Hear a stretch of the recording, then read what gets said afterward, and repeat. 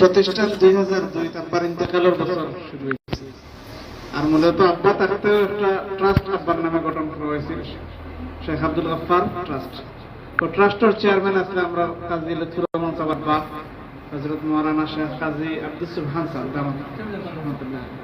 তো ট্রাস্টের উদ্যোগে প্রতিষ্ঠান করা হইতো, এটা একটা আছিল চেষ্টা আছে, বিভিন্ন জায়গা খুঁজে নিয়ে হয়েছে।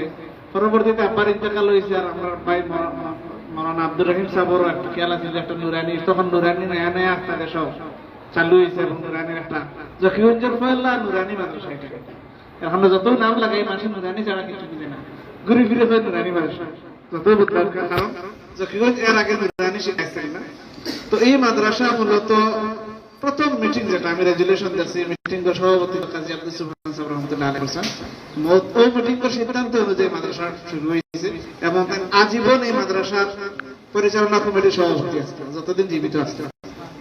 এর লাগে মাদ্রাসা শুধু আমরা না, কাজী সাহেব রহমাতুল্লাহ আলাইহি ইনশাআল্লাহ এই মাদ্রাসা তো যখন 20 জালি অবশ্যই আসলে আর 22 বছর থেকে আলহামদুলিল্লাহ 22 বছর হয়ে গেছে।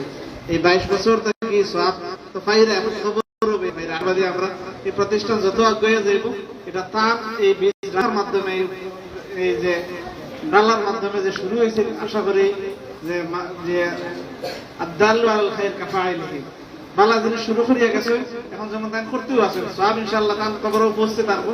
আল্লাহ তাআলা তান এবং তান লোকে যারা আসরা যারা এই মাদ্রাসা শুরু করছে সবার শুকরিয়া আদায় করিয়া আল্লাহ তাআলা সবার জাযায়ে খায়ের দরকার। আর অনেকেই আসলে বিশেষভাবে তান অবদান করে, এবং আমরা যতটুকু জানি এখানে পয়লা অনুদান যেটা সামান্য সময় লাগে 1500 বা 2000 টাকা, এটা তান দেওয়া আল্লাহকে শুরু হয়েছে তান পয়সা দিয়া, তার মেহনত দিয়া, তার সভাপতি পরামর্শে।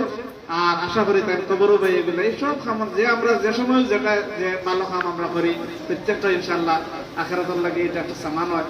সন্তানের মাধ্যমে আল্লাহ তাআলা দিনের বহুত খাম, বিশেষ করে ইহয়া সুন্নাতের খাম তার বড় মেজাজ আছে। আল্লাহ তাআলা তার এই ইহয়া সুন্নাত উসিলায় আমরা আখিরাত আর উচ্চ মকাম দান করে আশাবাদী। আমরা তো আশাবাদী আল্লাহ তাআলা মাফ করে দিবেন এবং তার দরজাতে বুলন্দ করতে দোয়া করি। আজকে তো মেহমান হিসেবে আমরা সৈয়দ কাজী সাহেবের দোয়া করি, লিবার দোয়ার মাধ্যমে শেষ হয়ে যাবে ইনশাআল্লাহ।